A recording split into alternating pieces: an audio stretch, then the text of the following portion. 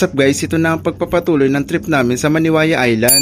Dito nga ay patapos na kami kumain at halos maubos namin dahil masarap lahat ng hinanda nila para sa amin. Nabigyan pa nga kami ng lechong baboy ng kabilang grupo. Salamat po sa palitsyon. Thank you. Pagkatapos namin kumain ay nagplano na ulit kami mag-ikot-ikot.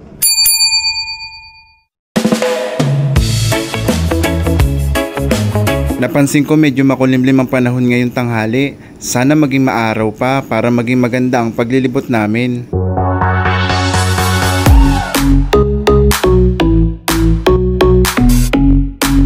Hello! Nandito po kami sa Pagupatan. Karagatan po. Kaway ka.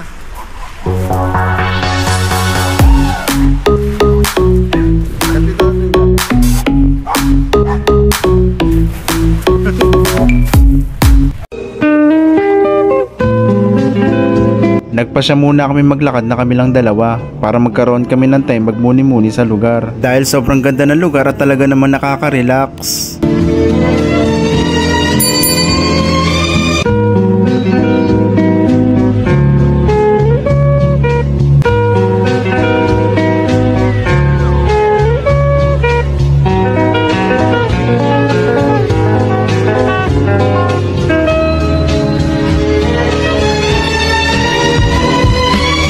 Buti na lang may camera kami na kayang kuhanan ng magandang shot ang buong lugar. Mas lumalabas ang ganda ng lugar dahil sa puting buhangin at asul na kalangitan.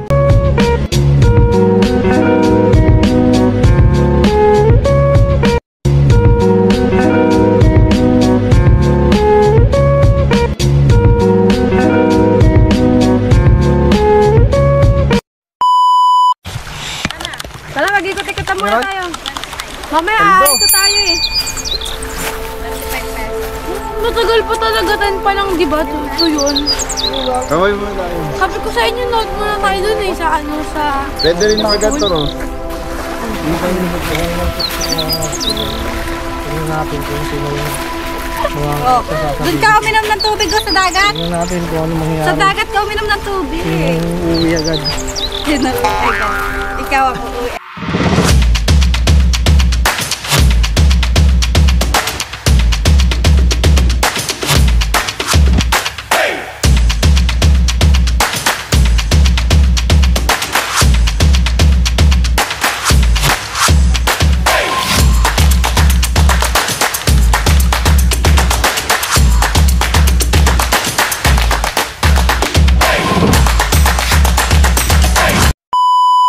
Sa paglalakad namin sa Pangpang, napansin ko may itim ang tubig.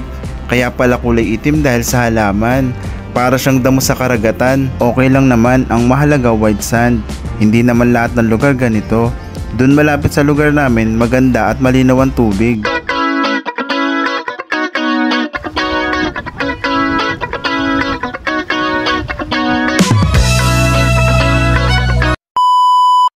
Tara na at maligo sa dagat para ma-enjoy ang malamig na tubig.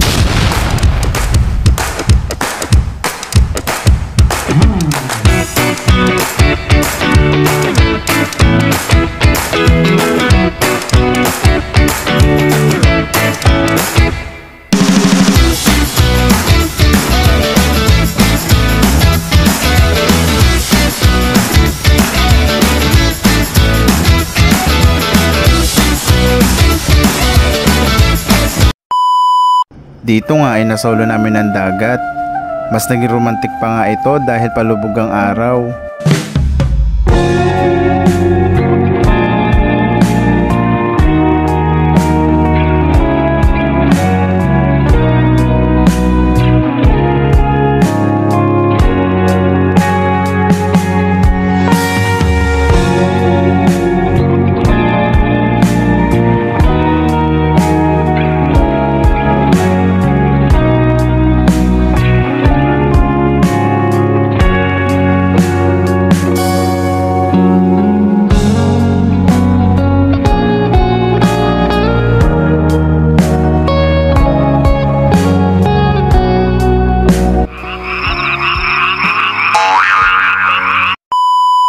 Dito daw sa isla may pa-party paggabi. Mamaya daw may magpe-perform kaya abangan namin. Pupunta muna kami dun sa kabilang resort. Dun daw kasi kami kakain ng hapunan. Anong pakiramdam na nandito tayo sa ibang lugar pero ang dilim ng daan? Wala naman. Kaya naman, sanay naman, no? Kaya naman, sanay sa dilim. Sanay tayo, doon tayo pupunta, oh.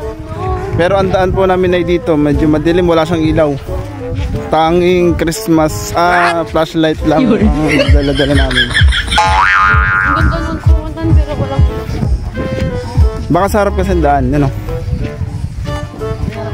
May harapan ata yun. Ayan yung pupuntahan namin, guys. Ganda, no? Hindi nyo nakikita, eh.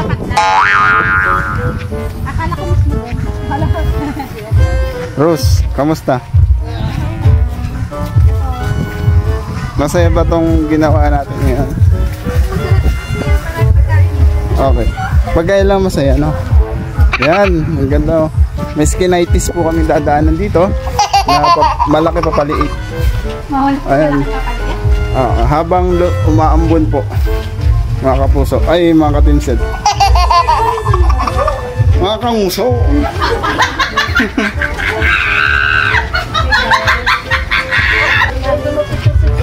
Rosie, ano mo sila? I-guide mo. Okay, gagayad ko kayo guys. Si Jan yun ang taga-guide eh. Gagayad na sa likod. Ikaw lang nag-isang guide na nasa likod. Kasi si Jan po may alam. Biglang hapit guys. Guys, papakita ko sa inyo yung Dito po kami ngayon sa Marinduque. papakita namin sa inyo. Mukhang seaman na may-ari. Ayan, ha.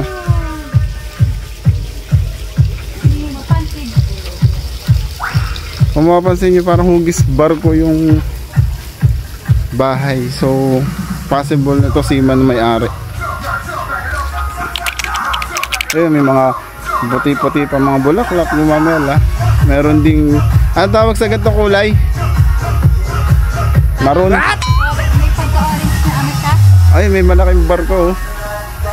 Galing, oh. Oh, wow! Galing, oh. Villa Atilana. Atilana. Dito pa?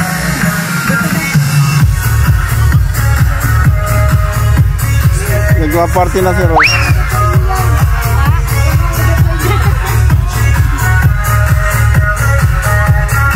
Nahawak ako ng Titanic. Ayun pa.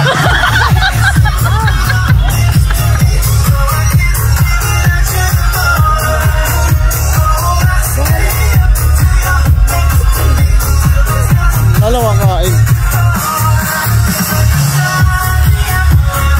Dalawa kain.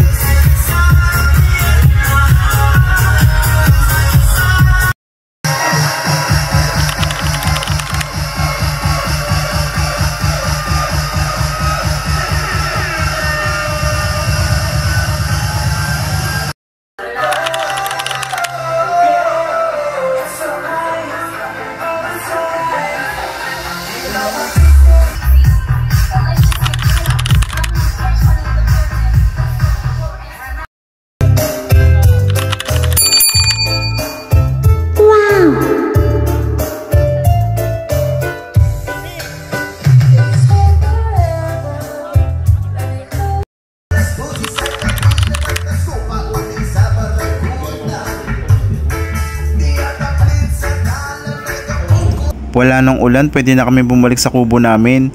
Niyaya nila kami sumama sa party nila, kaso mas gusto ng kasama kong magpahinga.